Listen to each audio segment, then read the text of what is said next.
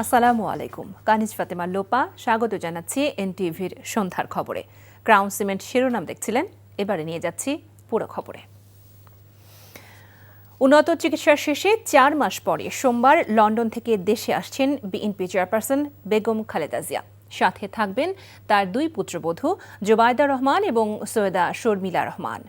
দলের মহাসচিব মির্জা ফখরুল ইসলাম আলমগীর গণমাধ্যমকে এই তথ্য নিশ্চিত করেছেন।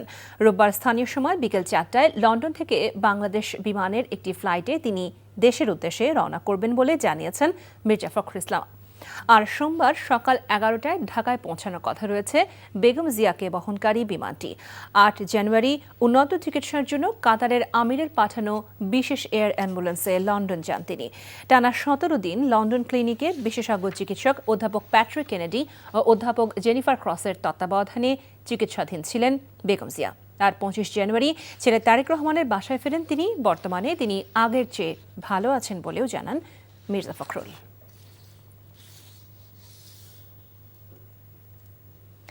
বিএনপির ভারপ্রাপ্ত চেয়ারম্যান তারেক রহমান বলেছেন, রাজনৈতিক দলগুলোকে জনগণের আদালতের মুখোমুখি করার উদ্যোগ নিতে হবে অন্তর্বর্তী সরকারকে।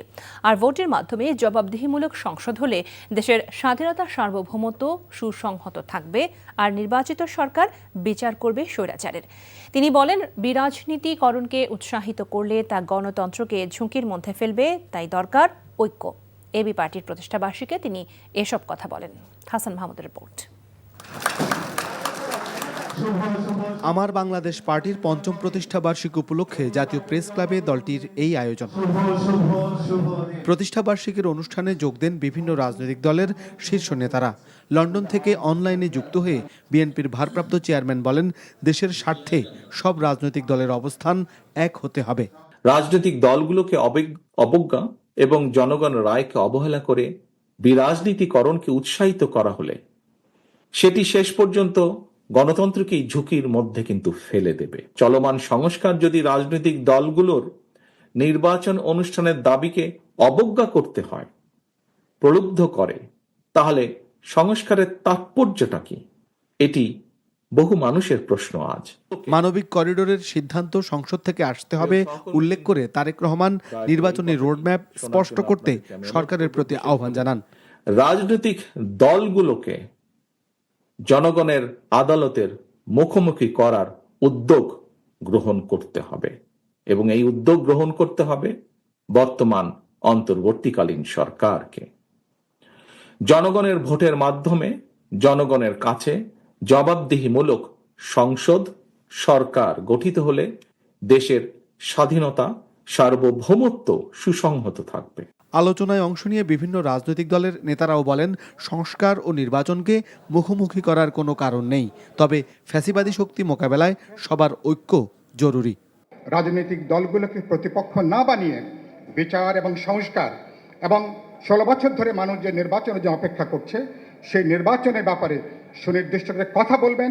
হিংসা হানাহানির বিপরীতে জাতীয় ঐক্য সৃষ্টির রাজনীতি এবং অধিকার ভিত্তিক একটা কল্যাণমূলক বাংলাদেশ গড়ার যে প্রত্যয় এবং সমস্যা সমাধানমূলক রাজনীতি, সেই রাজনীতির পথে আমরা এগিয়ে যাব। মৌলিক সংস্কার যদি না হয়, তাহলে বাংলাদেশের আসলে যেই আকাঙ্ক্ষার জায়গা থেকে এই পরিবর্তন, সেই আকাঙ্ক্ষা আসলে বাস্তবায়িত হবে না। রাজনৈতিক দল ছাড়া আমরা যে গণতন্ত্রের জন্য প্রথম থেকে 71 থেকে যে আন্দোলন বা লড়াই চলছে, সেই গণতন্ত্র প্রতিষ্ঠা করা সম্ভব নয়। ফ্যাসিবাদের বিচার, সংস্কার এবং নির্বাচন এসব বিষয়ে কোনো অনৈক্য হলে সুবিধা নেবে অন্য পক্ষ, এমন মত বক্তাদের। অভিনন্দন এবং স্বাগত জানাচ্ছি, সকলের মঙ্গল কামনা করছি। Hasan Mahmud, NTV news, Dhaka. গণহত্যাকারী আওয়ামী লীগের নিষিদ্ধের আগে কোনো নির্বাচন হতে দেওয়া হবে না বলে হুঁশিয়ারি দিয়েছেন জাতীয় নাগরিক পার্টি এনসিপির নেতারা। বিকেলে জাতীয় মসজিদ বায়তুল মোকাররমের দক্ষিণ গেটে এনসিপি আয়োজিত বিক্ষোভ সমাবেশে দলের আহ্বায়ক নাহিদ ইসলাম বলেন, সরকার বিচার করতে ব্যর্থ হলে গণ আদালতে আওয়ামী লীগের বিচার করা হবে। নূর হোসেনের রিপোর্ট।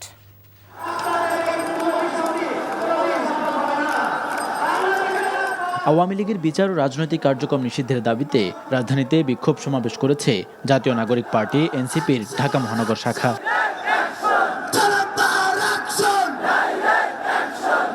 ঢাকার বিভিন্ন জোন ও আশপাশের জেলা থেকে সমাবেশ স্থলে জড়ো হন নেতাকর্মীরা। জুলাই আন্দোলনের যোদ্ধা, আহত ও শহীদ পরিবারের সদস্যরাও এতে অংশ নেন। দুঃখের সাথে বলতে হচ্ছে। আওয়ামী লীগকে পুনর্বাসনের চেষ্টা চলছে অভিযোগ করে অন্তর্বর্তীকালীন সরকার ও রাজনৈতিক দলগুলোকে হুঁশিয়ার করেন এনসিপির নেতারা। আওয়ামী লীগের প্রত্যেক দোসর তারা রাজনৈতিক দল হতে পারে, সুশীল সমাজের লোক হতে পারে, তারা সাংবাদিক হতে পারে, তারা বিচারপতি হতে পারে। যারা এই আওয়ামী লীগকে বাংলাদেশে ন্যূনতম স্পেস দেওয়ার চেষ্টা করবে তাদের প্রত্যেকের বিরুদ্ধে বাংলাদেশের ছাত্র জনতা দুর্গ গড়ে তুলবে। এনসিপির আহ্বায়ক নাহিদ ইসলাম বলেন, ফ্যাসিবাদের প্রতীক নৌকা মার্কাকে নির্বাচনের আগেই নিশ্চিহ্ন করা হবে। আওয়ামী লীগ কোনো আর রাজনৈতিক দল নয়, আওয়ামী লীগ একটি ফ্যাসিস্ট সন্ত্রাসী সংগঠনে পরিণত হয়েছে। আওয়ামী লীগের রাজনীতি করার আর কোনো আলোচনার প্রশ্ন থাকে না। আওয়ামী লীগকে আমরা এজন্য বলছি যে আওয়ামী লীগের নিবন্ধন বাতিল করে তার রাজনৈতিক এবং সাংগঠনিক কার্যক্রম বিচার চলা পর্যন্ত নিষিদ্ধ ঘোষণা করতে হবে।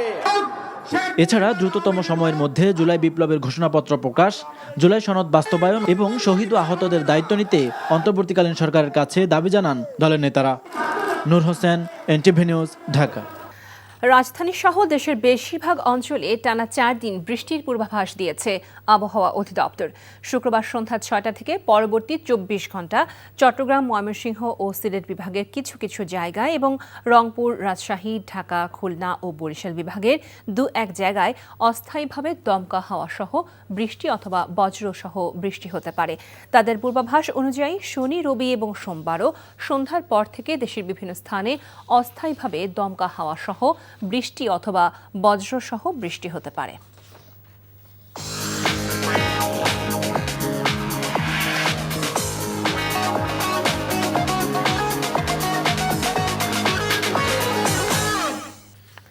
মার্কেন্টাইল ব্যাংক অর্থনীতির খবর। বড় মৌসুমে চালের বাজারে সরবরাহ বাড়ায় কমতে শুরু করেছে দাম। সপ্তাহের ব্যবধানে প্রায় 12 টাকা কমে মিনিকেট চাল বিক্রি হচ্ছে 76 থেকে 80 টাকায়, আর 5 টাকা কমে BR28 বিক্রি হচ্ছে 58 থেকে 60 টাকায়। তবে হঠাৎ চড়া মুরগির দাম 20 টাকা বেড়ে ব্রয়লার মুরগি বিক্রি হচ্ছে 190 টাকায়, 30 টাকা বেড়ে সোনালিকা মুরগি 300 আর 100 টাকা বেড়ে দেশি মুরগি বিক্রি হচ্ছে 700 টাকা কেজি দরে। বাজারে 50 টাকার নিচে মিলছে না কোনো সবজি। সেলিম মালিকের রিপোর্ট। গেল রমজানে সবজি সহ যখন প্রায় সব ধরনের নিত্যপণ্যের দাম কমেছিল সহনীয় মাত্রায়, তখন ইতিহাসের সর্বোচ্চ দাম ওঠে চালের। তবে বড় মৌসুমের চাল বাজারে আসতে শুরু করায় রাজধানীর টাউন হল বাজারে বেশ খানিকটা কমেছে মিনিকেট ও BR28 চালের দাম। মিনিকেট তো পুরো ছিল আপনার 85 টাকা কেজি, এখন তো মনে করেন নতুন আছে, এখন 78 থেকে 80 টাকা কিংবা 76 টাকাও দাম আছে। আর 2800 মনে করেন আপনার যে আগে ছিল 60-62, এখন ওই 28 চলে আসছে আপনার 58 থেকে 60-এর মধ্যে আছে। বেশ উত্তপ্ত মুরগির বাজার। সপ্তাহের ব্যবধানে ব্রয়লার মুরগিতে কেজিতে বেড়েছে 20 টাকা, সোনালিকায় 30 আর দেশি মুরগির দাম বেড়েছে 100 টাকা পর্যন্ত। সোনালির মুরগি 270 টাকা ছিল, এখন বর্তমানে বাজারে 300 টাকা। ব্রয়লার মুরগি কালকে বেচা কিনা করছে 170 টাকা, এখন বর্তমানে হলো 190 টাকা। আর দেশি মুরগি হয়েছে 700 টাকা কেজি। তবে আলু ও পেঁয়াজের দর কমেছে কেজিতে 5 টাকা। দেশি পেঁয়াজ ছিল আগে 60 টাকা, এখন 55 টাকা, 5 টাকা কেজিতে কমছে। আলু ছিল 25, আলু এখন 20। প্রতি সবজিতে 10 টাকা 15 টাকা করে কেজি প্রতি বেশি আসতেছে। দাম বাড়তির দিকে দেশি মাছের। পদ্মার ইলিশের দাম উঠেছে 3000 টাকা পর্যন্ত। বাজারে কেজি প্রতি গরুর মাংস বিক্রি হচ্ছে 750 টাকায়, আর খাসির মাংস 1200। সেলিম মালিক, এনটিভি নিউজ, ঢাকা।